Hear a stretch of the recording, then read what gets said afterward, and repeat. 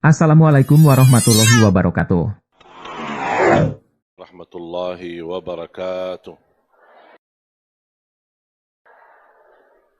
Alhamdulillahi rabbil alamin wa usalli wa usallimu ala asyrafil anbiya'i wal mursalin sayyidina wa nabiyyina Muhammad wa ala alihi wa sahbihi wa man tabi'ahum bi ihsanin ila yaumiddin. Allahumma 'allimna ma yanfa'una wa anfa'na bima 'allamtana wa zidna 'ilman wa tuqa. Para jamaah sekalian yang dimuliakan Allah Subhanahu wa taala, atas izin Allah Subhanahu wa taala kita bisa bersama-sama di majlis yang insya-Allah menjadi saksi baik di hadapan Allah Subhanahu wa taala, dan ilmu-ilmu yang kita insya-Allah sama-sama belajari menjadi ilmu bermanfaat buat kita semua. Bapak-bapak, ibu-ibu, jamaah sekalian yang dimuliakan Allah Subhanahu wa taala. Ketika membahas persatuan umat, itu menunjukkan betapa beratnya dan tantangan yang kita hadapi demi mempersatukan umat. Karena umat, apalagi dalam kondisi zaman ini, umat Islam, dan mohon maaf saya mengucapkan kata ini, termasuk yang cukup minim memahami agamanya sendiri. Banyak yang masih buta huruf, tidak bisa baca Al-Quran. Hal-hal yang utama dalam agamanya masih banyak yang tidak mengerti. Kewajiban-kewajibannya. Apalagi kalau kita membicarakan praktik, mengamalkan isi agama.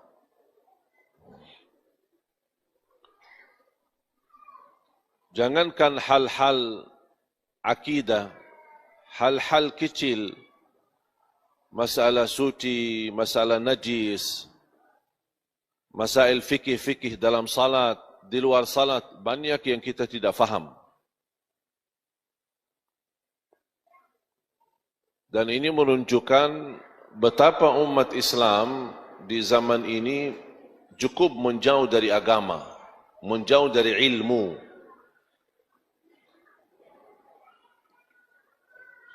Kalau mulai sedikit belajar dan sudah kenal kebenaran, dia merasa diri benar dan yang lain salah.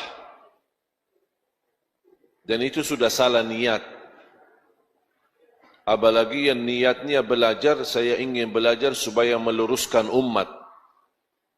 Jadi seolah-olah selama ini umat lagi bengkok, dia yang mau luruskan. Subhanallah, dahsyat, hebat.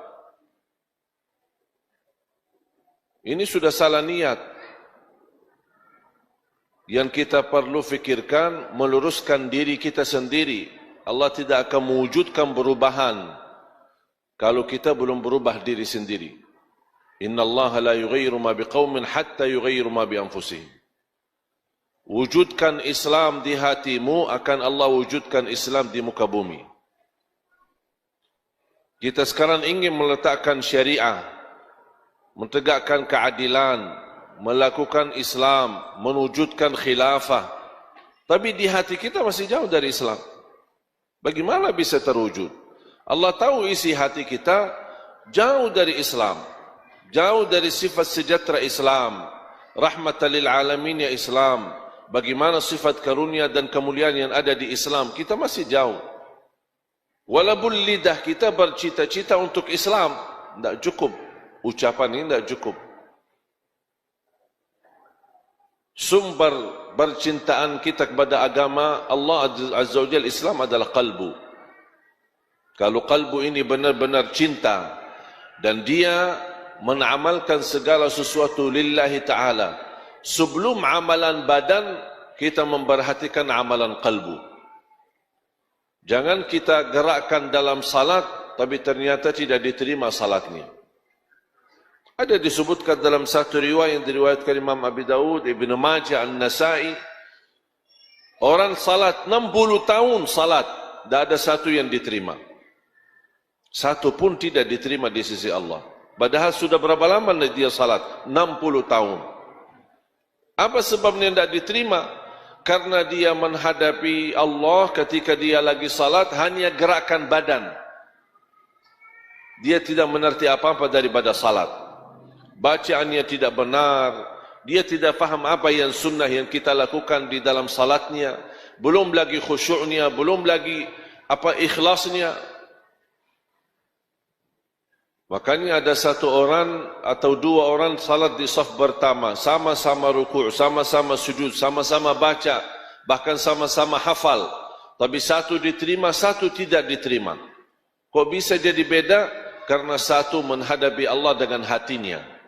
Tergerak dia ke masjid, tergerak dia bisa datang salat karena dia cinta kepada Allah. Bukan sebatas dia mendapatkan perintah, dia laksanakan perintah. Hanya tunaikan kewajiban. Atau bahasa lain, lepaskan diri daripada kewajiban.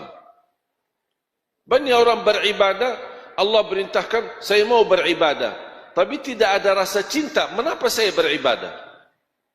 Apakah karena saya cinta atau hanya sebatas mau lepas tanggungjawab supaya nanti di hari kiamat Allah tidak tanya saya, kenapa? Jadi takut ditanya, makanya mau lepaskan tanggungjawab, makanya melaksanakan ibadah. Beda jauh dan tidak sama di sisi Allah.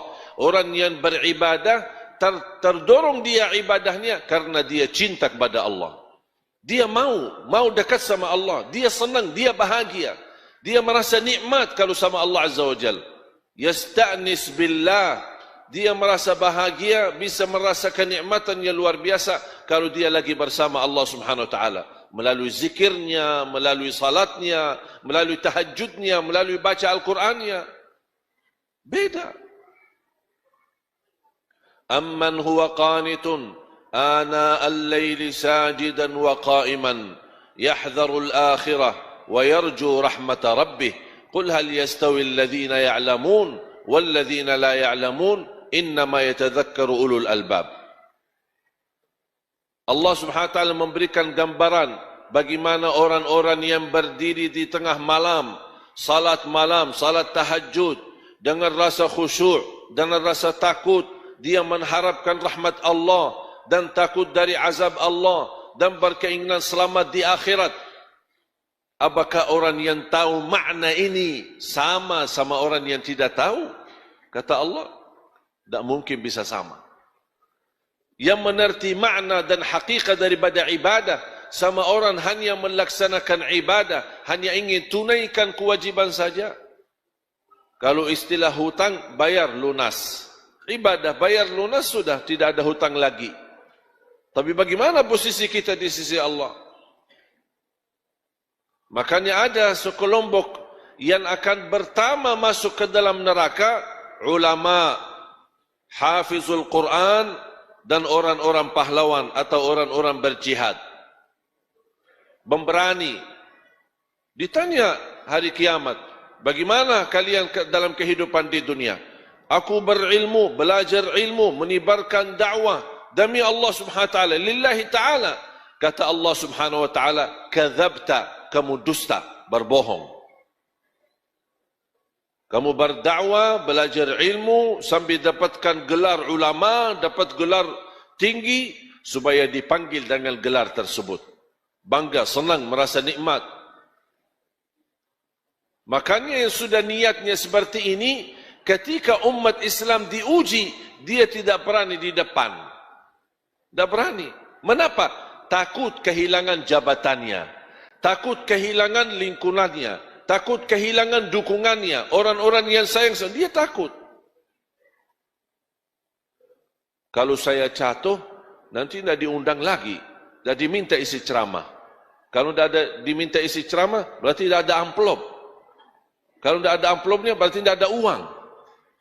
Dia sudah menggantungkan diri dengan lingkungan dan jamaahnya. Berarti dia bukan lillahi ta'ala. Dan itulah yang pertama akan masuk neraka padahal dia ulama. Orang fikir orang mau berilmu gampang. Mau senang-senang belajar. Tapi hati-hati, luruskan niatnya. Niat perlu dijaga di awal amal dan di pertengahan amal dan di ujung amal, di akhir amal. Niatnya bukan hanya dari awal, nawaitu lillahi ta'ala, tapi pertengahannya mulai bengkok kanan kiri, tak jelas ke mana arahannya. Karena lupa menjaga niat yang sudah diawali dengan baik. Bahkan penutupannya, akhiri amalan kita dengan niat yang kita lakukan ini betul-betul murni karena Allah Subhanahu wa taala.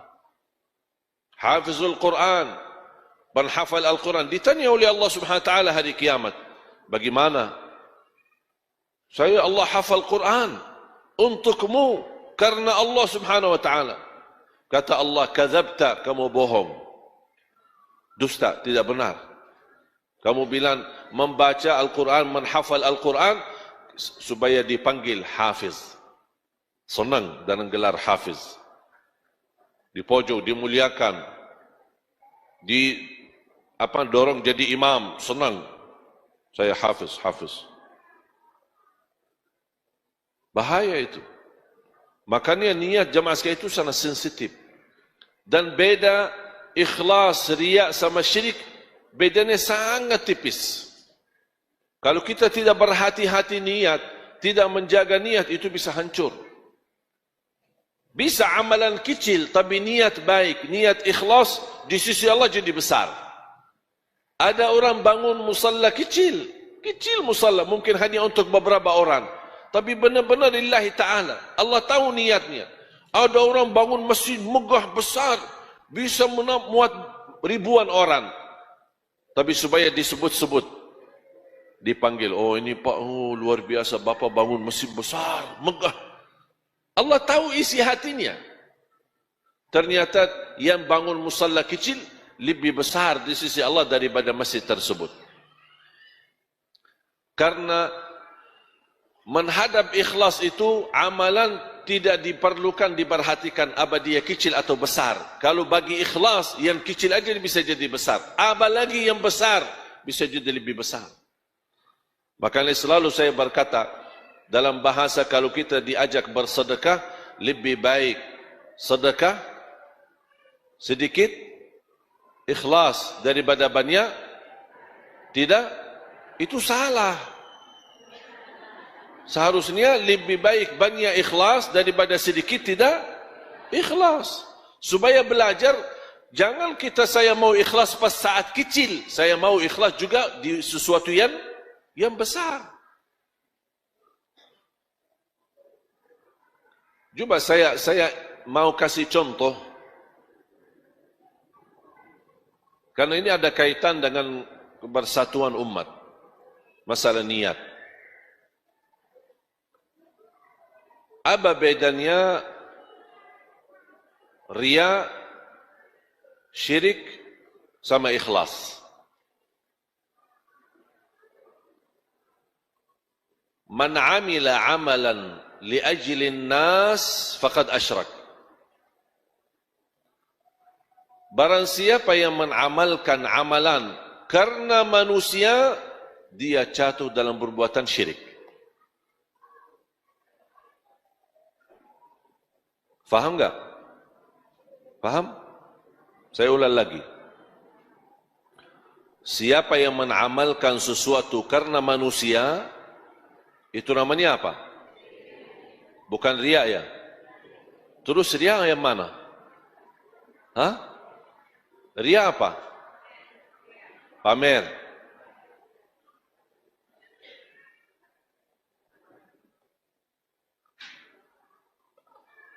Yang disebut kata riya, barang siapa yang meninggalkan amal kebaikan karena manusia, itu riya. Menamalkan karena manusia, syirik. Meninggalkan amalan tersebut karena manusia, itu riya. Saya kasih contoh supaya jelas. Masuk masjid, bapa ahli masjid dan selalu di saf pertama. Sudah bertahun-tahun istiqomah jaga saf pertama. Sudah kebiasaan. Dan harus tahu yang di saf pertama tak mungkin bisa sama di sisi Allah sama yang di saf kedua. Tak bisa sama. Pasti beda. Di saf pertama beda sama yang saf kedua. Saf kedua beda lagi sama saf. Semakin dekat, semakin mulia. Semakin terjaga, semakin agung. Dan Rasulullah SAW cukup mendoakan orang yang salat di saf pertama sampai 3 kali. Ya Allah, rahmati saf pertama, rahmati ahli saf pertama, rahmati ahli sampai 3 kali mendoakan. Itu menunjukkan sahabat saking memuliakan saf pertama, mereka kalau tidak berkesempatan atau barang datang beribut, anak duluan. Aku heran ketika melihat ada orang disuruh maju ke depan, dah apa-apa, bapak di depan aja, saya di sini. Kok ditawar-tawaran? Kita kesempatan dapat rahmat 3 kali didoakan, malah disuruh orang lain yang maju. Saya begitu melihat saya langsung maju. Tak mau menawar sama orang. Ini saf pertama, ku baki tawar-menawar sama orang. Kaum laki-laki khairu sufufir rijal awwaluha. Khairu sufufir rijal awwaluha. Wa khairu sufufin nisa akhiruha. Sebaik-baik saf-saf laki-laki di awal. Sebaik-baik saf wanita di akhir. Semakin di akhir semakin baik. Ya. Assalamualaikum. Maksud saya waktu salat, bukan ceramah. Di waktu salat. Jadi wanita semakin di akhir semakin untuk apa? Supaya dia menjauh dari lingkungan laki-laki. Ini maksudnya waktu melaksanakan salatnya. Dan alhamdulillah di Indonesia biasa kalau pas waktu salat wanita di belakang, laki-laki di depan. Yang aku heran pas masuk Jumatan, masih jam 11, saya suka masuk datang ke masjid jam 11, kadang-kadang setengah 11, lebih ramai duduk di belakang daripada di depan. Padahal di depan kosong. Sambil main handphone, ada yang tidur. Aku heran. Padahal pahala orang yang datang Jumat. Hadis sahih diriwayatkan Imam Abi Daud dan Imam Ahmad dalam musnadnya. Luar biasa pahala bagi orang-orang yang datang lebih awal hari Jumat. Dia dekat dengan mimbar. Dekat dengan mimbar. Mendengar khutbah.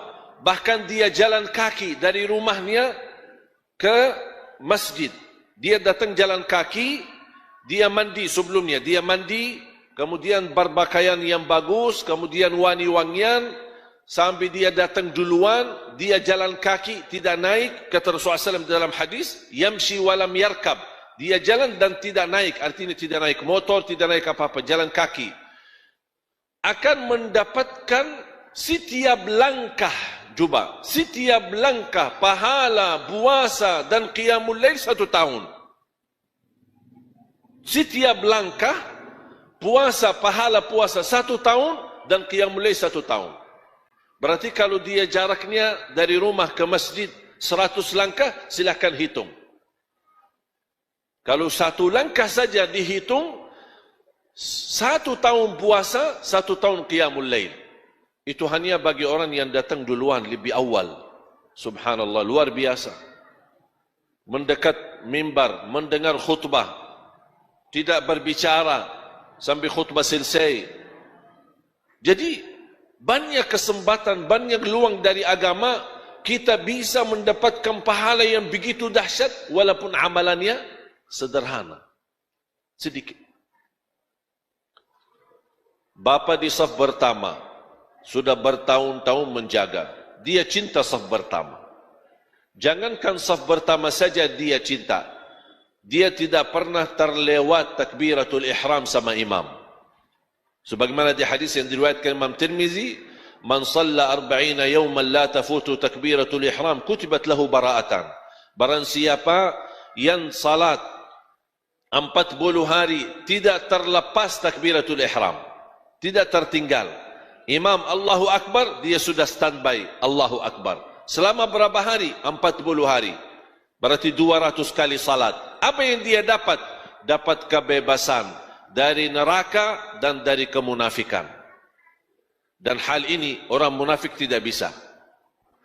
Makanya saya suruh mendorong jamaah, kalau mau tahu dirinya mukmin atau munafik, kira-kira gimana posisinya salat. Khususnya takbiratul ihram. Suka dijaga atau tidak apa-apa sering masbuk? Beda. Yang sering masbuk beda sama orang yang datang lebih awal. Tak mungkin sama di sisi Allah. Wallahi beda. Allah Maha Adil. Semua masuk surga insya-Allah kita bersama-sama, itu karena karunia dan rahmat dari Allah. Tapi di dalam surga, tingkatan dalam surga itu masing-masing tergantung amal. Masuk surga, tingkatannya ada yang di bawah, ada yang di tengah, ada yang di atas, paling atas bersama Nabi, bersama para sahabat, bersama waliullah, orang salih. Tidak mungkin sama, itu tergantung amalannya. Sejauh mana yang tahajud, sunnah qabliyah ba'diyah, salat duha, puasa Senin Kamis, menjaga bacaan Al-Quran, tak mungkin sama orang yang malas. Walaupun sama-sama masuk surga, kalau Allah berikan karunia dua-duanya masuk surga, tapi ada yang masuk surga tapi mampir dulu. Mau enggak mampir dulu? Mampir kemana? Ya neraka. La haula wa la quwwata illa billah. Jadi Bapak itu menjaga saf pertama, tidak pernah melepas. Bertahun-tahun terdengar sampai ke kuping dia. Subhanallah, Bapak itu luar biasa. Kami kenal sudah lama.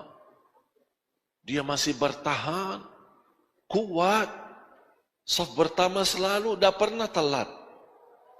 Kalau dia tidak ada di saf pertama, pasti dia lagi sakit atau keluar kota. Dia mendengar di kupingnya, merasa tidak enak.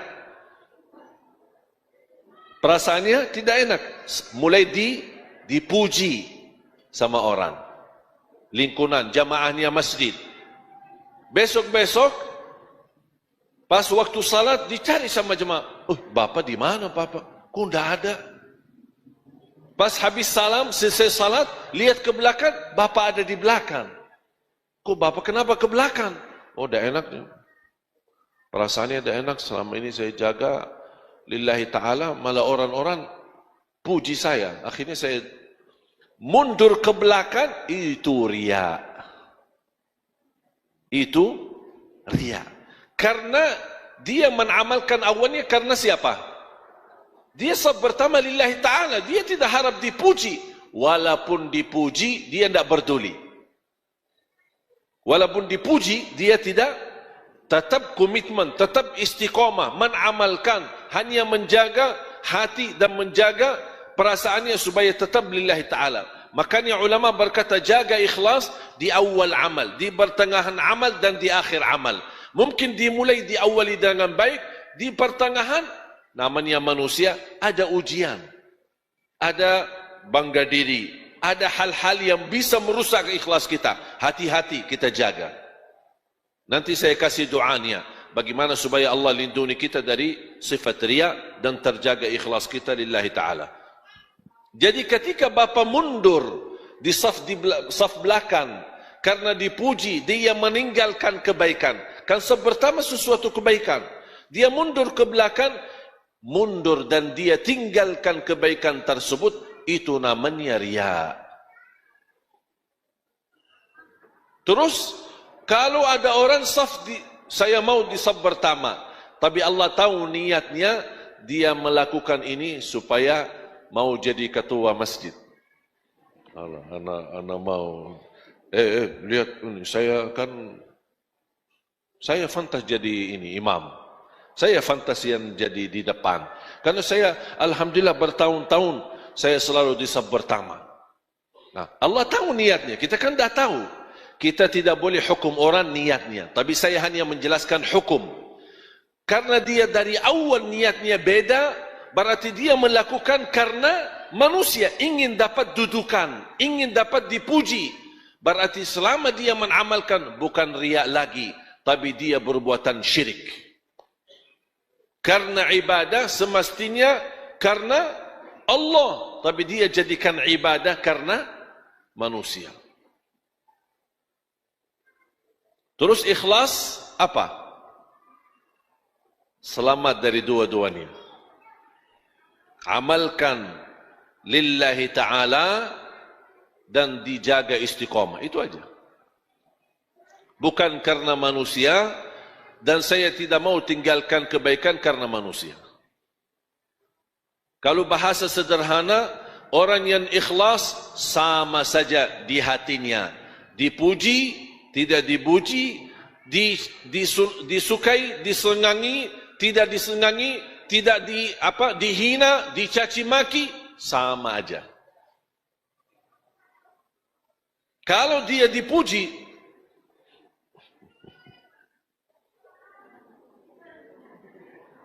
senang dia, hatinya senang, merasa bangga, itu berarti hati-hati. Kalau pas dihina, dicaci maki, tersinggung, keras, sakit hatinya, oh hati-hati, berarti dia sensitif, jauh dari ikhlas. Kalau orang yang ikhlas, tidak peduli, tidak peduli. Yang hanya dia pedulikan adalah Allah senang. Kalau Allah senang, aku tidak peduli. Makanya ketika ada orang bertanya kemarin, aku suka berbuat kebaikan, tapi kenapa teman-teman saya menilai perbuatan saya salah? Saya menjawab, kenapa kamu pusing? Sekarang kamu berkata, saya lakukan kebaikan lillahi ta'ala. Dinilai sama orang lain, nilai yang buruk. Atau buruk sangka. Urusan kamu apa? Kenapa kamu pusing fikirin dia? Kalau dia berburuk sangka, tidak usah peduli. Yang penting kamu tahu diri, saya mengamalkan ini karena Allah. Orang lingkungan saya senang, lingkungan saya tidak senang, lingkungan itu mendekat, lingkungan itu menjauh, saya tidak peduli. Biarpun hidup sendiri, tapi amalan saya tahu, ikhlas lillahi ta'ala, tidak usah pedulikan manusia. Faham tak? Jamaah sekalian, hubungan kita sama manusia hanya saling mengisi, saling membagi kebaikan. Tapi kalau urusan kita sama Allah, jangan lipatkan manusia. Kalau ada sesuatu kita sama Allah, jangan mencari ridha manusia.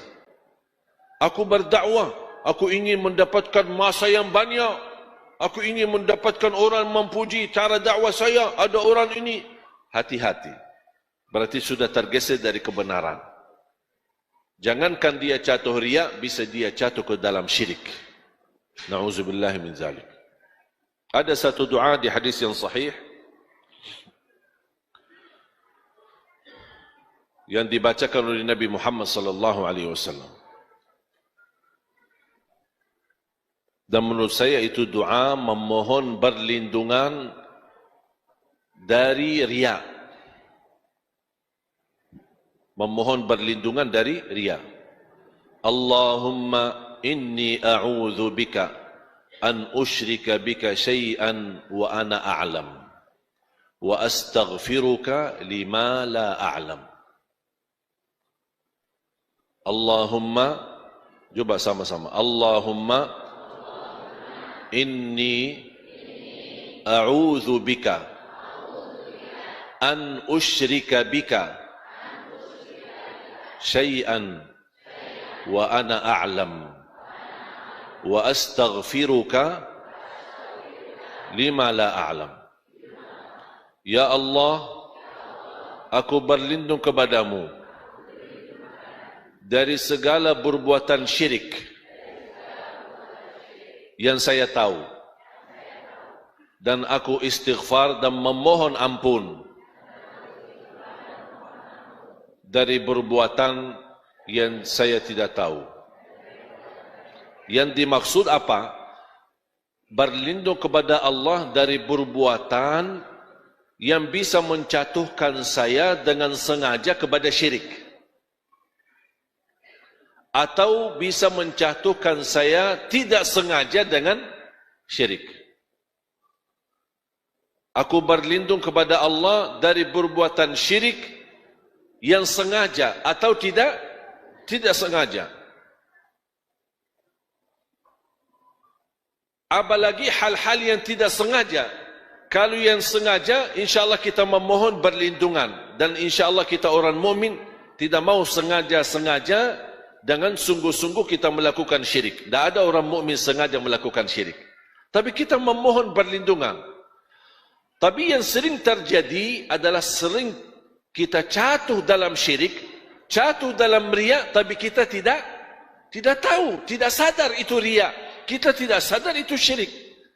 Makanya kita memohon istighfar. Wa astaghfiruka lima la a'lam. Memohon berlindungan Allah Subhanahu wa taala dari perbuatan yang salah, atau salah niat, atau salah berbuat. Allahumma inni a'udzu bika an usyrika bika syai'an wa ana a'lam wa astaghfiruka lima la a'lam. Bisa sebenarnya cari di Google doa berlindungan dari syirik. InsyaAllah keluar hadisnya, riwayatnya, mudah-mudahan bermanfaat. Doa ya muqallibal qulub, tsabbit qalbi ala dinik. Yang membola-balik hati, tetapkan hatiku atas agamamu. Ini doa termasuk sangat bagus. Rasulullah SAW sering membaca dan dijaga di dalam salatnya, di dalam sujud. Dan doa dalam sujud kapan saja boleh. Sujud pertama, sujud kedua, sujud rakaat pertama, sujud rakaat kedua, sampai sujud terakhir, semuanya boleh. Selama bersujud, bebas berdoa. Tapi kenapa kebanyakan dia doa di sujud terakhir? Mungkin dia khawatir kalau sering doa di setiap sujud, nanti dia salah hitung rakaatnya. Ada orang, pas dia bangun dari sujud karena panjang sujudnya, dia berdiri, aku di rakaat berapa ya? Lupa. Makanya ada usulan dari ulama, jadikan doanya di sujud terakhir, supaya tahu habis itu, mau sudah langsung tahiyat dan salam. Tapi boleh enggak saya setiap sujud doa? Boleh. Rasulullah SAW bersabda, aqrab ma yakunul abdu ila rabbi wa huwa sajid. Sebagaimana hadis yang sahih, dekat posisi seorang hamba di sisi Allah, dekat sama Allah ketika dia dalam keadaan sujud. Fa'akthiru minad du'a, barbanyalah doa. Dan saya dorong jamaah untuk berbanyak doa dalam bahasa Arab. Tapi boleh enggak dalam bahasa Indonesia? Boleh. Dalam sujud, boleh dalam bahasa Indonesia. Kalau kita tidak mampu menghafal doa yang berbahasa Arab. Karena inti daripada doa adalah menggunakan bahasa yang kita fahami. Kalau saya mengerti, misal, ya muqallibal qulub, tsabbit qalbi ala dinik. Ini kan sudah banyak orang tahu. Berarti boleh pakai bahasa Arab karena sudah tahu maknanya. Contoh, Rabbana atina fid dunya hasanah wa fil akhirati hasanah wa qina adzaban nar. Ini kan bahasa Arab. Faham enggak artinya? Faham, berarti boleh gunakan dalam sujud. Allahumma ighfir li wa liwalidayya warhamhuma kama rabbayani shaghira. Ini bahasa Arab, tapi saya sudah faham. Berarti boleh digunakan dalam sujud. Tapi ada hajat-hajat, ada curhat, ada ingin mengungkapkan sesuatu, ada masalah yang kita hadapi, tidak faham doa bahasa Arab sesuai hajat kita. Boleh enggak saya gunakan bahasa Indonesia? Boleh gunakan bahasa Indonesia. Yang jelas, yang tidak boleh mengganti bahasa adalah tuntunan salatnya. Misal, Al-Fatihah, Subhana Rabbiyal Azim dalam ruku', Subhana Rabbiyal A'la dalam sujud, kemudian tahiyat, tidak boleh diganti bahasa. Tapi kalau sudah tunaikan kewajibannya tersebut, selebihnya anda bebas. Tapi saya lebih cenderung kepada doa berbahasa Arab. Kalau memang hafal dan bisa, boleh. Bapak Ibu jamaah sekalian, kembali lagi kepada bahasan ikhlas. Kebersatuan umat sangat dibutuhkan. Bagaimana kita bisa bersama ikhlas? Yang mendorong kita mau bersatu dengan umat karena tujuan kita adalah mencari ridha Allah Subhanahu wa taala. Tidak ada kepentingan, tidak ada kemaslahatan, tidak ada keinginan dunia. Dan alhamdulillah Allah berikan kepada kita karunia di Indonesia.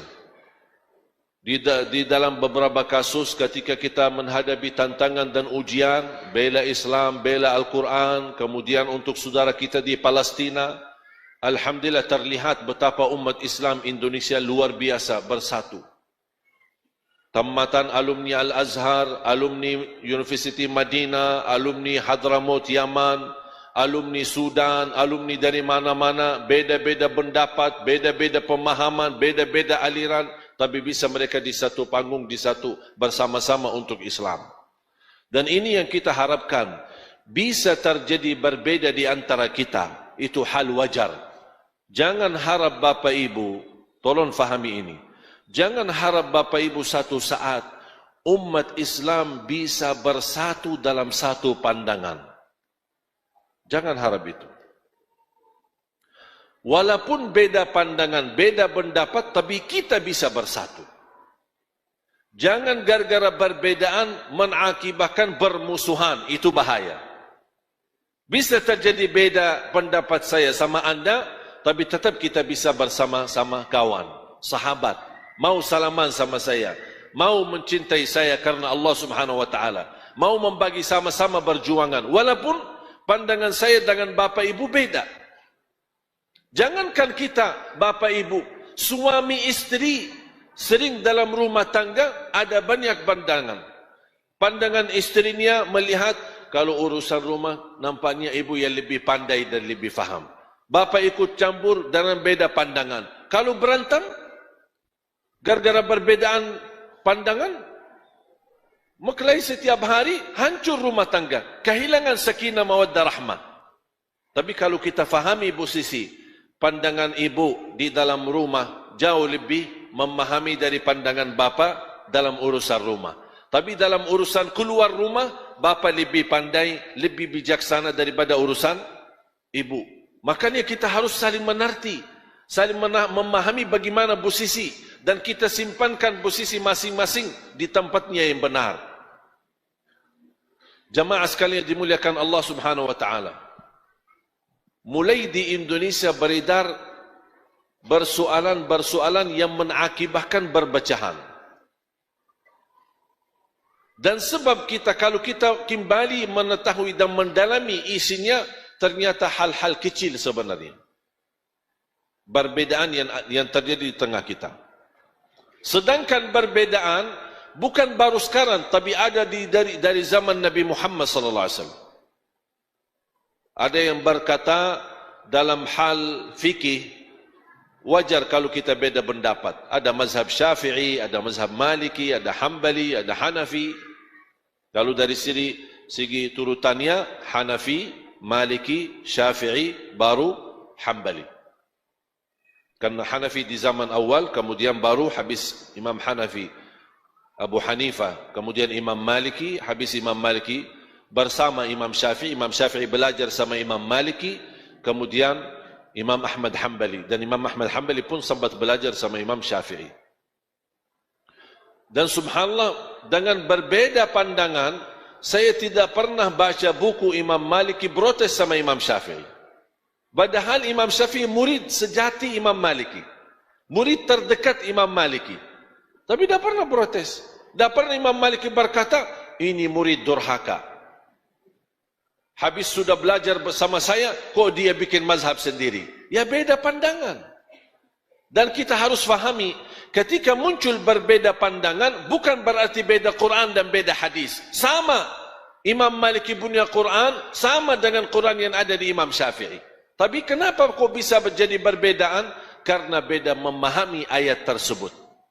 Dan ini justru menunjukkan perbedaan di dalam agama kita adalah menunjukkan betapa luas ilmu agama dan betapa ilmu agama sangat kaya dengan ilmu pemahaman. Kita tidak butuh orang-orang yang banyak ilmunya, tapi dia tidak faham bagaimana bisa menyesuaikan ilmu untuk lingkungan. Bahkan saya baca buku sangat membuat saya kaget membaca sebuah buku. Memang sayang sekali belum ada bahasa Indonesia. Nama judulnya Al-Imam Syafi'i wa madhhabuhu al-qadim wa madhhabuhu al-jadid. Imam Syafi'i dan mazhabnya yang lama sama mazhab yang baru. Dari judulnya saja kaget. Kok tak konsisten Imam Syafi'i? So ada yang lama, ada yang baru, kok ganti-ganti? Ternyata ketika beliau hidup di Mesir, beda dengan lingkungan hidup di Iraq. Makanya beda pendapat. Dia bisa, saking besar ilmunya, cerdas Imam Syafi'i, dia bisa menyesuaikan agama sesuai kebutuhan masyarakat di tempat tertentu. Dan saya yakin kalau Imam Syafi'i masih hidup sampai sekarang, datang ke Indonesia, ada mazhab yang ketiga yang cocok dengan orang Indonesia. Karena Islam ini tidak secara prinsip tidak berubah, tapi secara hukum bisa berubah sesuai keadaan tertentu. Misal kunut. Kunut Rasulullah SAW mengamalkan kunut. Sekian lama kemudian habis itu tinggalkan. Makanya ulama ada yang pendapat kunut boleh. Ada yang bilang tidak boleh karena Rasul tinggalkan. Imam Hasan al-Basri ketika ditanya kunut, dia menjawab dilakukan baik, tidak dilakukan baik. Selesai masalah. Mau kunut boleh, tidak mau kunut boleh. Saya punya kebiasaan kalau masuk masjid diminta salat subuh jadi imam, saya tanya jamaahnya, maaf ketua, ini baki kunut enggak masjid ini? Oh kami baki kunut. Oh, udah saya kunut.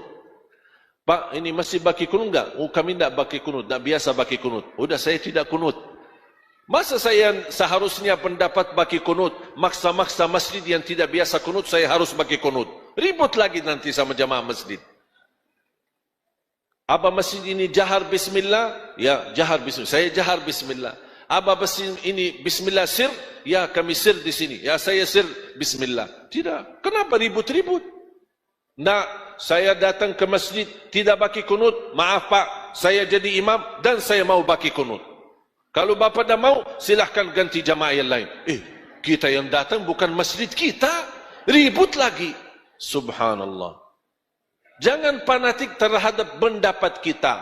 Dan ingat ada satu kaidah Imam Syafi'i berkata, Ra'yi sawabun yahtamilul khata' wa ra'yu ghairi khata'un yahtamilul sawab.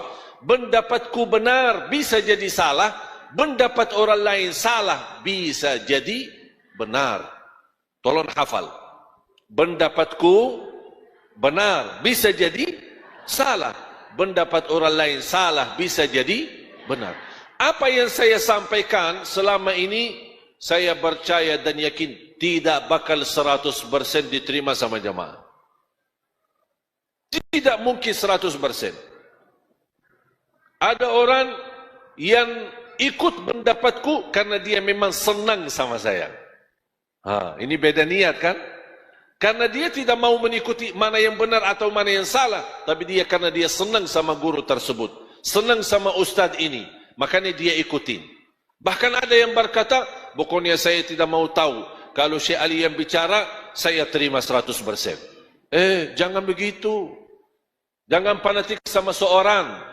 Jangan melihat siapa dia atau latar belakangnya. Tak usah berdulikan, mau dia dari Madinah, mau dia dari mana saja. Tak usah tahu dan saya tidak mau tahu. Yang saya ingin tahu adalah isinya. Bermanfaat, ambil. Tidak bermanfaat, buang. Ustadznya itu tetap terhormat.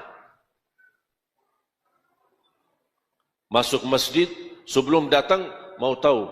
Apa ini latar belakang ustadz itu? Dari mana? Ini tidak jelas itu ustadz, saya tidak mau. Kalau tidak mau datang, sudah diam. Tidak usah sebarkan ke orang lain. Jangan ke sana, macam-macam. Tidak usah bikin fitnah. Udah diamkan. Biar orang sendiri milih mana yang benar, mana yang salah, mana yang hak, mana yang batil. Dan alhamdulillah kebenaran itu sesuai fitrah kita. Tidak akan tersesat dari fitrah. Kalau fitrah pasti menunjukkan kepada kebenaran. Dan kita selalu di posisi ketika belajar bukan ingin tahu siapa yang benar, siapa yang salah, tapi saya ingin belajar supaya saya bisa mendekatkan diri kepada Allah Subhanahu wa ta'ala. Tapi jangan niatnya, aku mau belajar supaya tahu mana yang benar, mana yang salah. Itu sudah salah niat. Anda berhak menyampaikan pendapatmu, tapi tidak berhak menyalahkan pendapat orang lain. Anda boleh sampaikan, pendapat saya ini bid'ah, tidak boleh. Sudah selesai, cukup menyampaikan pendapat. Tapi tidak berhak menggantungkan bid'ah itu terhadap orang-orang yang melakukannya. Seolah-olah mereka ini, kalian sesat dan kalian bakal dihisab oleh Allah, kalian bakal masuk neraka. Itu bukan hakmu. Itu bukan hakmu. Jadi anda sampaikan pendapat, ini benar, boleh. Ini boleh, tidak boleh. Ini sunnah, ini bid'ah. Sampaikan hanya pendapatmu. Tapi jangan mengganggu perasaan orang lain. Menyakiti orang lain dengan bahasa yang tidak benar. Hati-hati. Jangan harap satu saat NU sama Muhammadiyah bisa bersatu dalam satu pandangan. Tapi kita bisa bersatu untuk merapatkan saf-saf kita. Jamaah sekalian, kekuatan umat Islam bukan dari segi jumlah. Tapi kekuatan kita, bagaimana kita mampu merapatkan saf kita. Sebagaimana bisa merapatkan saf kita di masjid, kita bisa merapatkan saf kita di luar masjid. Saling membantu, saling menutupi, saling mengisi, saling menolong. Karena kita tahu kebutuhan umat Islam itu, kekuatan kita adalah kebersatuan kita. Ya ayyuhalladzina amanu taqullaha haqqa tuqatih wa la tamutunna illa wa antum muslimun wa'tasimu bihablillahi jami'a. Bersatulah. Megang teguh dengan Alkitab dan sunnah Nabi Muhammad SAW, ajaran Islam. Kita tahu dan kita selalu membaca, raditu billahi rabba wa bil islami dina wa bi Muhammadin nabiyyan wa rasulah. Dan ketika muncul dalam perbedaan di tengah kita, kita ingat ada kelompok manusia yang jauh lebih mulia dari kita, jauh lebih suci dari kita. Mereka sebelum meninggal dunia sudah mendapatkan ridha Allah radhiyallahu anhum wa radu'an. Itulah sahabat Nabi Muhammad. Mereka ahli bahasa Arab, faham wahyu, ada di zaman wahyu. Mereka belajar bersama Rasul. Cukup kemuliaan mereka mendapatkan ridha Allah dan guru mereka Nabi Muhammad sallallahu alaihi wasallam. Coba sahabat, Allah ridha sama mereka. Bahkan dijamin masuk surga. Sebelum wafat, kira-kira perasaan mereka apa ketika datang Rasulullah SAW kepada mereka? Kalian masuk surga. Si fulan masuk surga. Si fulan masuk surga. Si fulan masuk surga. Kira-kira di malam itu ketika habis mendengar berita gembira dari Rasulullah SAW, dia masih hidup. Kira-kira perasaannya apa ketika dia tidur? Perasaannya apa Siti Aisyah radhiyallahu anha ketika datangnya Nabi Muhammad SAW? Dia berkata, wahai Aisyah, ada titipan salam. Dari siapa? Dari malaikat Jibril. Salam kepadamu. Allahu Akbar. Malaikat Jibril titip salam untuk Siti Khadijah radhiyallahu anha. Dan tambah lagi kata Rasulullah SAW, dan malaikat Jibril berkata, ada titipan salam untuk Khadijah dari Allah subhanahu wa ta'ala. Allah kirim salam untuk Siti Khadijah. Kira-kira perasaannya apa habis dia mendapatkan titipan salam dari Allah? Kira-kira di malam itu tidurnya bagaimana? Ini sahabat yang mendapatkan keistimewaan yang luar biasa, mengerti bahasa wahyu, tapi terjadi perbedaan di antara mereka. Bahkan yang saya kagumi ketika mempelajari sejarah sahabat, ketika seorang sahabat didatangin orang bertanya soal agama, bagaimana hukum ini misalnya. Kemudian habis dia bertanya si fulan, dia mencari sahabat yang lain, bagaimana pendapatmu? Sahabat yang lain bertanya, apakah kamu sudah bertanya yang lain? Kata orang itu, aku sudah bertanya si fulan sahabat. Apa kata sahabat yang kedua? Jawabanku sama dengan jawaban si fulan. Kadang-kadang ada orang jamaah suka mencari pandangan dan perbedaan. Saya setiap ada orang mengajukan pertanyaan, apalagi dalam hal perbedaan, saya suka bertanya. Maaf, antum sudah bertanya sama kiai-kiai atau ustaz? Sudah. Terus kenapa tanya saya lagi? Ingin cari tahu. Jawaban mereka sama dengan jawaban saya. Wassalamualaikum. Sudah selesai. Jangan diberikan kesempatan orang hanya ingin cari tahu, nanti akhir ujungnya menjadi fitnah. Oh, ternyata ini jawabannya benar, berarti dia membenarkan satu dan menjatuhkan ustaz yang lain. Itu tidak boleh. Saya kemarin terima ada kiriman WA. Saya tidak tahu dan saya tidak sempat mendengar isinya.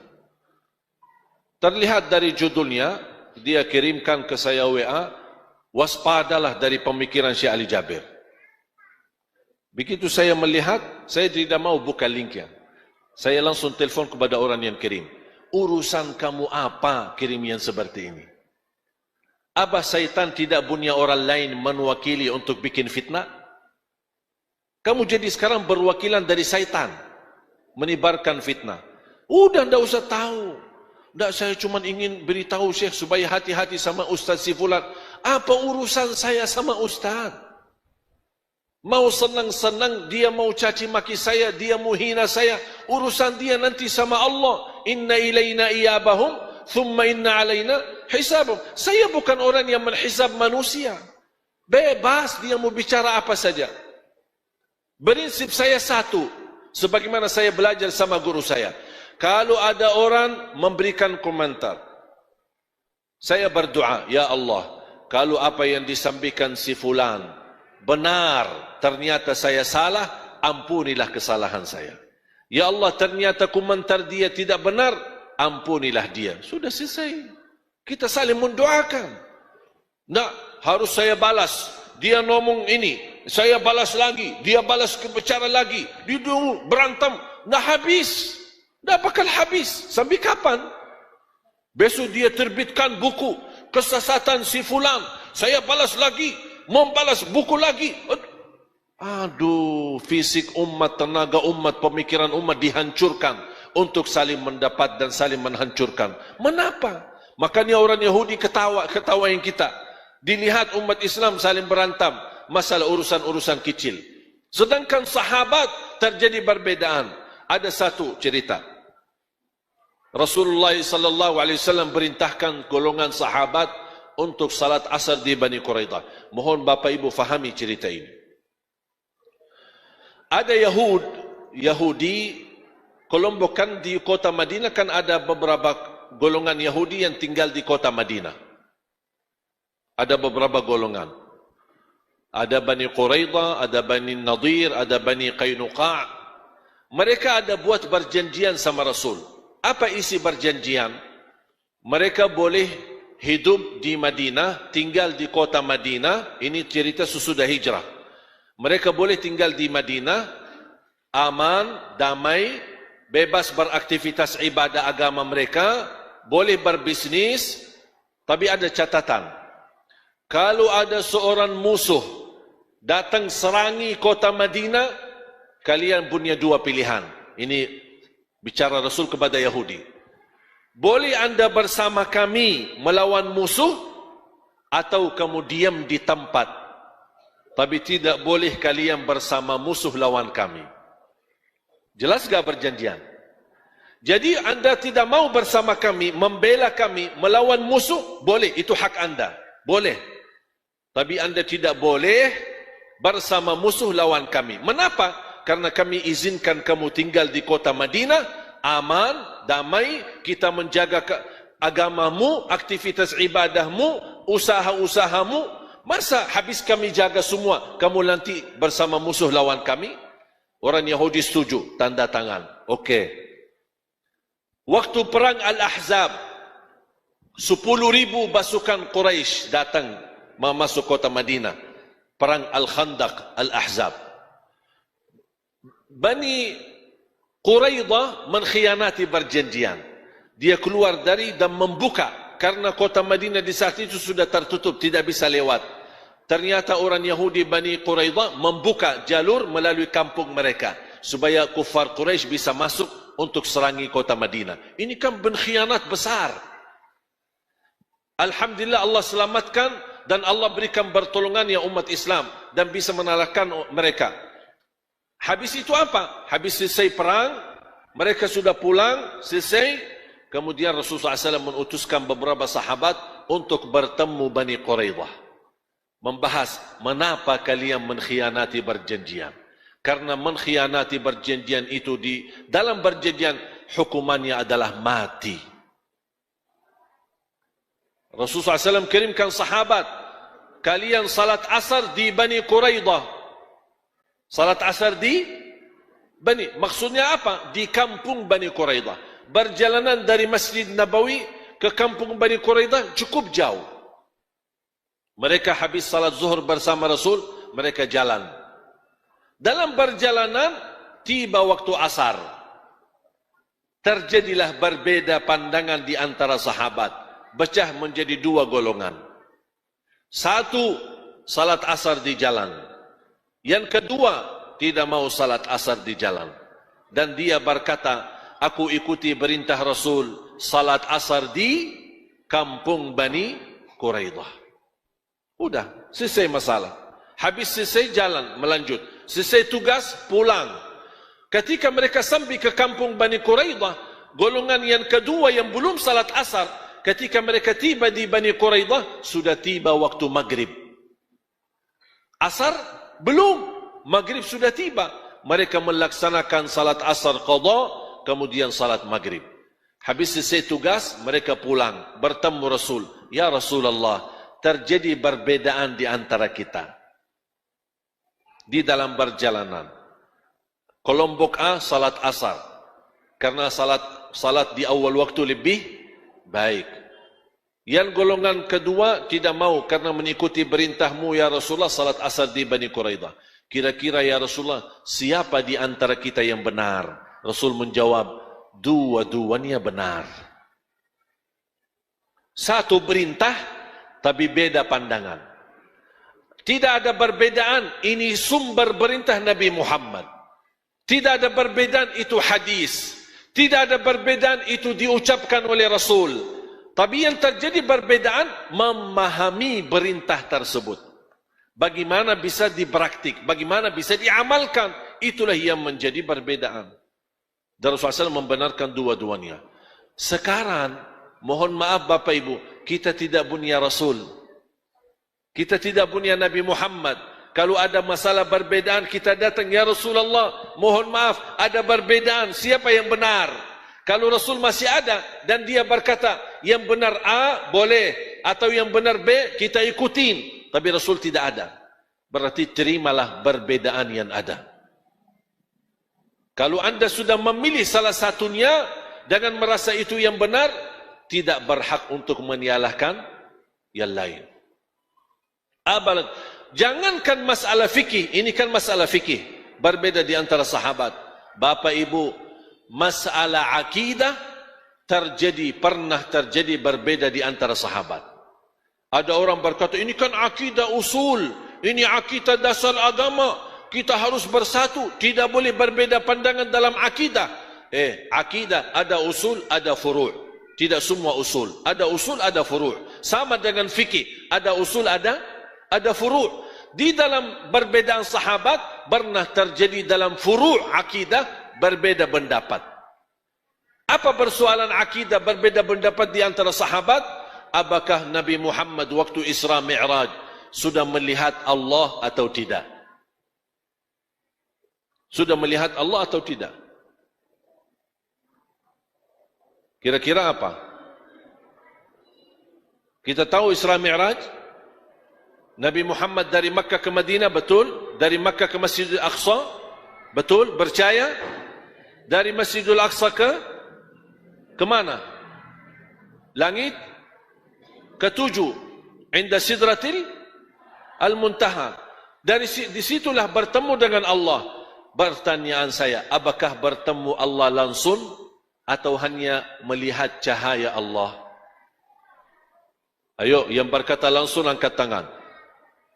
Nabi Muhammad berjumpa langsung sama Allah. Angkat tangan, jangan malu-malu, dah apa-apa. Dah apa-apa. Oh, dah ada yang mau angkat tangan sih. Mau angkat kaki. Hah? Yang melihat, Rasul melihat Allah langsung. Yang setuju angkat tangan. Oh, di belakang ini, lumayan. Terus yang berkata, Nabi Muhammad tidak bertemu Allah, tapi bertemu cahaya Allah. Angkat tangan. Oh, ini beda pandangan, ini kan berbeda pendapat. Menurut Abdullah bin Abbas, radhiyallahu anhuma, Rasulullah SAW bertemu Allah langsung.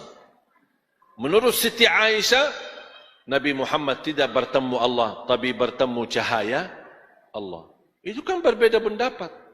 Tapi saya tidak pernah dengar Siti Aisyah menyiasatkan Abdullah bin Abbas. Atau Abdullah bin Abbas menyalahkan Siti Aisyah.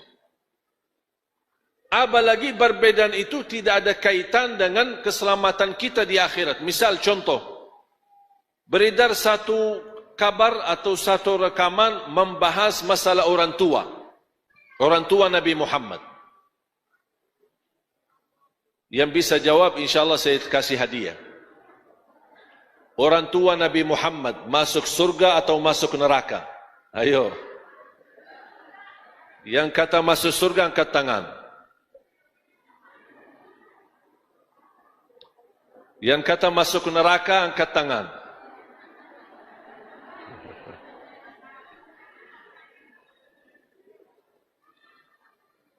Kemarin saya ada yang kirimkan melalui Instagram pertanyaan ini. Bagaimana orang tua, posisi orang tua Nabi Muhammad SAW? Apa masuk neraka atau masuk surga? Kira-kira saya jawab apa? Ayo. Masuk surga atau neraka? Hah? Saya jawab, urusan kamu apa?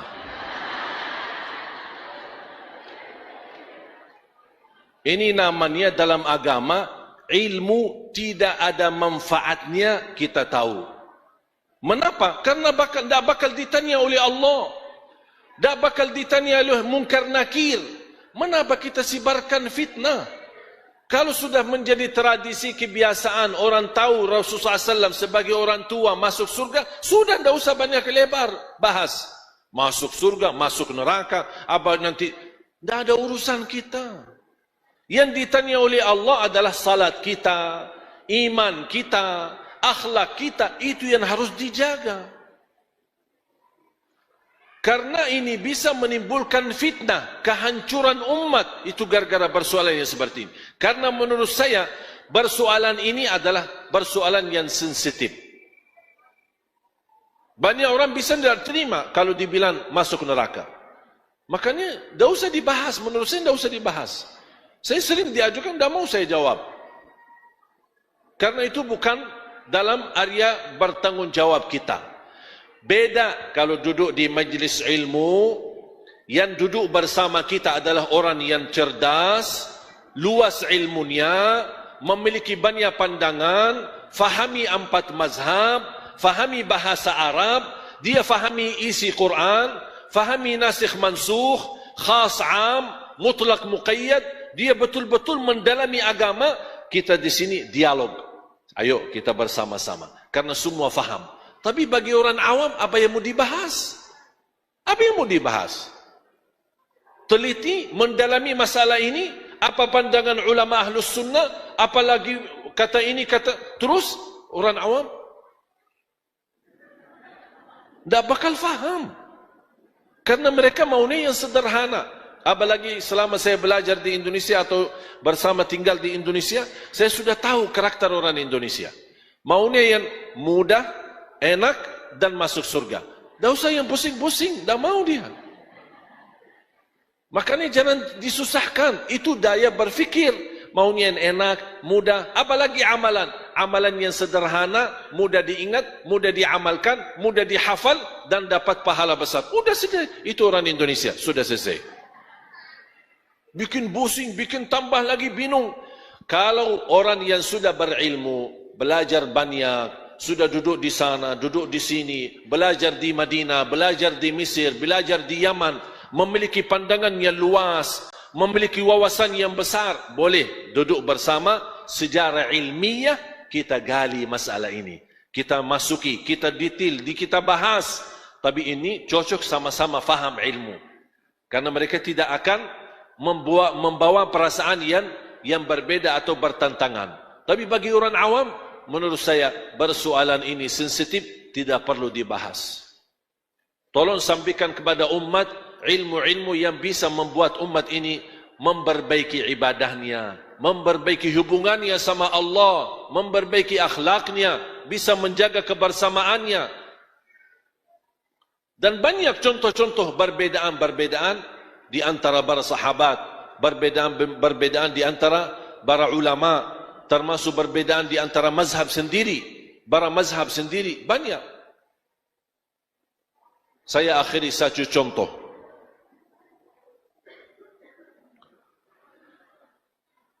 Menyentuh wanita, apakah batal wudu atau tidak?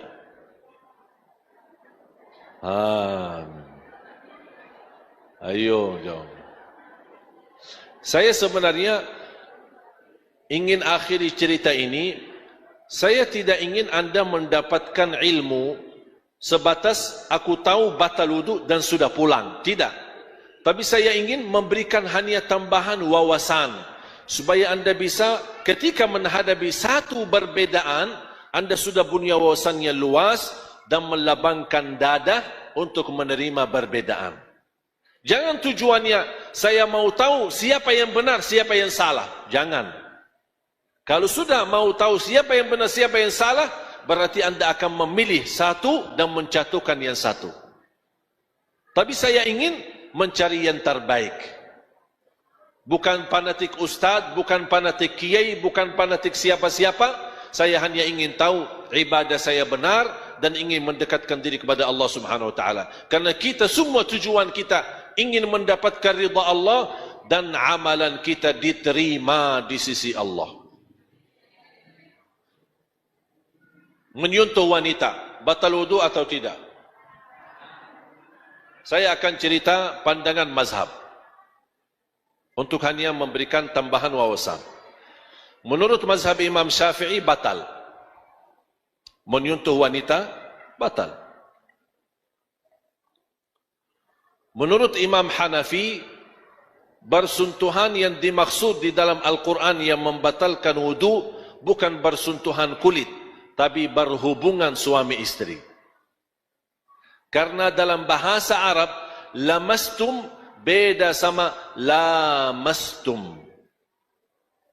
Kalau di dalam Al-Quran, bacaannya apa? Au lamastumun nisa. Kalau dalam bahasa Arab, lamastum tidak bagi alif, lamastum berarti bersentuhan, lamastum berhubungan. Itu menurut Imam Abu Hanifah. Dan Imam Abu Hanifah termasuk ulama yang luar biasa. Bahkan disebut Imam Al-Fiqhil Akbar. Dalam ilmu fikih, imam yang paling akbar, yang paling agung, Imam Abu Hanifah. Menurut Imam Maliki, persentuhan yang membawa syahwat. Ada orang walaupun bersalaman sama istrinya, bisa lama-lama salamannya, tidak pulang-pulang. Syahwat, terbawa syahwat, terbawa godaan. Menurut Imam Hambali, hampir sama dengan Imam Maliki. Syahwat dan sengaja. Kalau dia bersentuhan sengaja dan disertai dengan syahwat, batal wudu. Kalau tidak sengaja, tidak batal wudu. Kalau Imam Syafi'i tidak membahas sengaja, tidak sengaja, syahwat, tidak syahwat, menyentuh wanita, batal wudu. Saya orang awam. Saya orang awam. Bagaimana saya bisa mencari solusi dalam perbedaan ini? Oke? ketika saya berjalan masuk masjid, tanpa sengaja menyentuh wanita pas di depan pintu masjid. Atau ada jemaah yang pingin foto kan, biasa penggemar ibu-ibu kan. Jadi pas mau maksa foto-foto, tersentuh. Dia yang datang foto sama saya tapi tersentuh. Saya sebagai orang awam kembali kepada hati. Kalau saya merasa tadi tersentuh, tidak enak, saya mau salat, saya mau ambil air wudu. Ambil aja air wudu. Ada orang yang lain merasa, tidak apa-apa. Saya tidak merasa apa-apa. Maksudnya, persentuhan itu, saya tidak sengaja begitu. Jadi saya merasa tidak perlu ambil air wudu. Saya langsung masuk ke masjid. Boleh enggak? Ya boleh.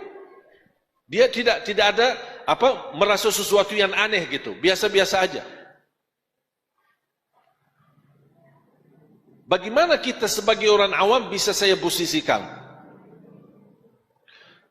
Kalau saya di tempat yang seperti majlis ini terjadi bersentuhan, ini kembali kepada anda masing-masing. Kalau anda merasa ada sesuatu kesalahan, saya merasa harus ambil air wudu karena saya tidak nyaman, ambil aja air wudu. Kalau anda merasa nyaman-nyaman saja, tidak ada masalah, sah salatnya. Karena pernah di hadis yang sahih yang diriwayatkan Imam Bukhari, Rasulullah SAW ketika habis wudu, cium istrinya, kemudian masuk masjid, tidak ambil air wudu lagi. Walaupun hadis ini muncul berbeda pendapat antara ulama, tidak bisa disamakan orang manusia biasa sama Nabi Muhammad. Karena Nabi Muhammad walaupun mencium istrinya, tidak batal wudunya, karena Nabi Muhammad bisa menahan diri dari syahwatnya. Muncul perbedaan, ini semua perbedaan. Tapi coba, kalau setiap sentuhan wanita bersama laki-laki batal wudu. Kalau ada orang pendapat, mohon maaf Ustaz, ana tak terima. Yang ana tahu, kalau batal sentuh, batal wudu. Saya tidak mau tahu bagi syahwat, saya tidak mau tahu bagi sengaja, tidak sengaja. Saya merasa tidak nyaman, begitu berada sentuhan sedikit pun, saya langsung mau ambil air wudu. Apakah perilakunya salah? Ya tidak salah, dia benar. Tapi saya mengajukan pertanyaan kepada dia. Bagaimana posisi bapak kalau lagi di tawaf? Pas umrah dan tawaf. Kan ada banyak kan? Laki perempuan tercampur. Dan setiap bapak pasti membawa istri, mendorong istrinya.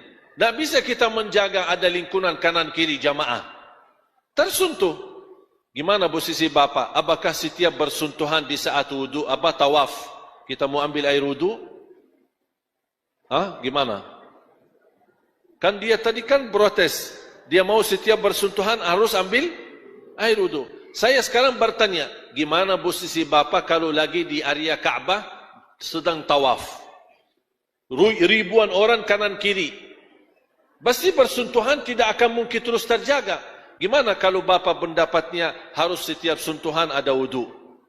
Berarti barangkali tawaf jamaah sudah pulang ke Indonesia, bapak belum selesai tawaf. Berat kan? Saya sebagai orang awam ingat, la yukallifullahu nafsan illa usaha. Prinsip agama mudah, tidak ada yang membebani kita. Kalau ada sesuatu yang bisa menimbulkan sifat beban, berarti bukan dari agama. Ini kaidahnya untuk orang awam.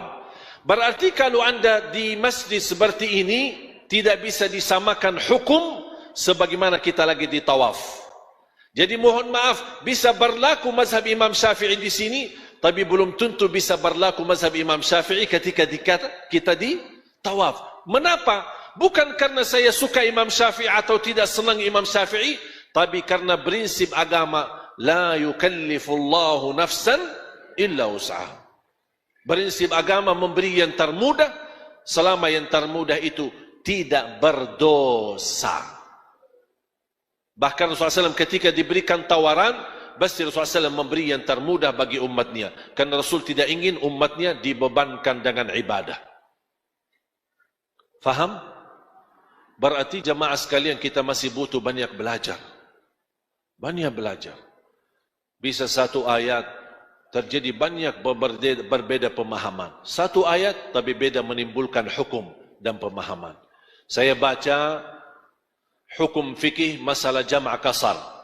Kapan boleh jama', tidak boleh kasar. Kapan boleh kasar, tidak boleh jama'. Kapan boleh jama' dan kasar. Tahu enggak saya ketemu apa? 42 berbeda pendapat. 42 berbeda pendapat. Artinya apa? Kalau ada di tengah jamaah 42 orang, masing-masing ambil satu pendapat, semuanya benar. Dan subhanallah semakin banyak belajar, apalagi dalam perbedaan, wallahi semakin tahu diri bodoh. Tuh ternyata selama ini saya fikir bintar agama, ternyata dah faham apa-apa. Dan saya bersyukur kepada Allah, Allah bawakan saya ke Indonesia. Karena mohon maaf, selama saya lahir besar di kota Madinah, belajar di kota Madinah, mulai dari SD sampai tamat kuliah, semua di Madinah, cuma hanya satu pandangan, satu pemahaman, tidak tahu yang lain. Makanya begitu datang ke Indonesia, agama baru. Ini ada apa ini? Padahal Islam sana, Islam sini kan sama-sama Islam, tapi kok beda? Beda menamalkan, beda praktiknya, beda karakternya. Bingung saya. Kembali lagi kepada guru dan ulama. Dan saya sampaikan, dia tanya, kamu kemana? Saya ke Indonesia. Oh, hati-hati. Beda di sana mazhab. Membuat saya semangat lagi. Anggap saya selama ini belajar sampai tamat kuliah, nol. Tidak ada artinya. Kosong. Makanya selama saya di Indonesia, justru semakin banyak belajar. Belajar lingkungan, belajar perbedaan, masalah tahlil, masalah zikir berjamaah, masalah kunut, masalah luar biasa. Mohon maaf kalau seperti ini ada ibu-ibu, bapak-bapak, ini kan hampir sama walaupun ada batas. Kalau di Arab ini sesuatu mungkar besar. Mungkar besar ini. Makanya kalau saya misal kita hadir acara begini, saya tidak bisa foto dan kirim ke grup ulama-ulama saya. Langsung semua diprotes ini. Saya dimarahin. Kok kamu duduk di depan ibu-ibu? Marah dia. Dia tahu-tahu di sini kebiasaan beda sama di sana. Jadi tidak bisa disamakan. Contoh sederhana. Kalau di sini hormati ulama bagaimana? Biasanya cium tangan. Ada yang cium tangan, ada yang tidak. Menurut saya mencium tangan, tidak mencium tangan, itu bukan sesuatu persoalan. Tapi kira-kira boleh enggak kalau misal bapak-bapak bertemu seorang kiai atau habib yang usianya tua dan ulama besar. Pas bertemu beliau mau mencium kepalanya. Boleh enggak? Sopan enggak? Tidak sopan.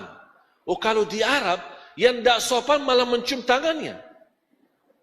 Justru yang sopan mencium kepalanya. Apalagi kalau ulamanya tinggi, orang yang datang mau salaman malah pendek. Gitu. Itu sudah biasa. Dari mana saya bisa tahu kalau saya tidak ada di Indonesia? Begitu saya datang ke Indonesia, orang pertama ketemu, saya dah mau sana, karena dah biasa. Bukan masalah hukum, boleh atau tidak boleh. Cuma masalah kebudayaan, tidak biasa. Tapi lama-lama,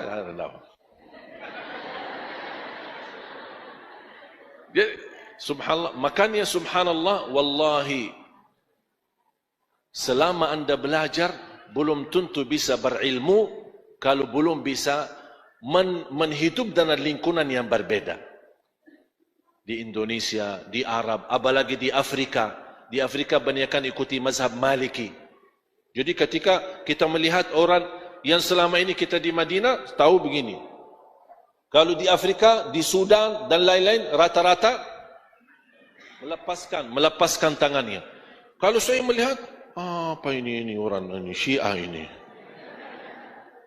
su'uzan, na'udzubillah. Karena kita anggap semua yang lain salah. Hanya agama saya yang benar. Makanya kata guru saya, seorang ulama besar di Arab Saudi, kata beliau, sayang sekali kami belajar, selama belajar di Arab, memang hanya belajar dalam satu pandangan. Pendapatku benar, yang lain semua sesat. Makanya muncullah pemahaman-pemahaman yang membenarkan diri, menyesatkan orang lain. Belajar di Arab, benar. Belajar di Mesir, benar. Belajar di Yaman, benar. Belajar di Indonesia, benar. Ambillah yang bermanfaat, buang yang tidak bermanfaat. Jangan kita hanya melihat perbedaan itu dan menimbulkan perpecahan umat. Umat ini menghadapi banyak tantangan. Kita menghadapi persoalan yang lebih besar daripada persoalan perbedaan fikih. Dan fahami jamaah sekalian, apalagi 2018. 2018 ke 2019, umat Islam bakal diuji dengan ujian yang berat. Ulama bakal difitnah. Habaib bakal dipecahkan. Banyak tantangan yang kita hadapi. Waspadalah, hati-hati. Kita tidak mau mengikuti bermacam-macam fitnah, tapi kita berdoa mudah-mudahan Allah lindungi ulama kita. Mudah-mudahan yang saya percaya, yang cerdas faham apa yang saya maksud. 2018 bakal jadi tahun yang terburuk untuk umat Islam. Bagaimana musalah faham, benar faham, itu terserah masing-masing. Tapi ingat, ini tidak akan berlalu biasa 2018. Bakal banyak tantangan yang kita hadapi. Dan yang membuat kita punya harapan dan kekuatan adalah kebersamaan kita. Bersamaan. Ada orang membawa isu fitnah, tolak. Jangan kita menjadi orang yang menyebarkan fitnah. Terlanjur kita terima di WA kita berita fitnah. Ulama, habaib, ada selingkuh, ada ini A, ada I, B. Kita tidak tahu kebenarannya, tidak tahu hakikat berita ini. Kalau sudah terlanjur kita baca, jangan coba-coba menyebarkan. Fitnah, kata Umar bin Khattab radhiyallahu anhu, salah satu mengingkari kemungkaran, diamkan di tempat, jangan disebarkan. Kadang-kadang kita merasa tersakiti, makanya kita sebarkan. Ini kurang ajar itu orang, kita sebar. Terlibat dalam fitnah, jangan disebarkan. Udah, dan kita doa, na'udzubillahi min dzalik. Hasbunallah wa ni'mal wakil. La haula wa la quwata illa billahil aliyil azim. Karena mudah-mudahan dengan kekuatan kita menutupi sesama. Tidak ada yang tidak salah. Saya punya salah. Para habaib punya salah. Para kiai punya salah. Semua punya salah. Semua ulama ada yang punya salah. Tidak semua benar. Punya kebenaran, punya kesalahan.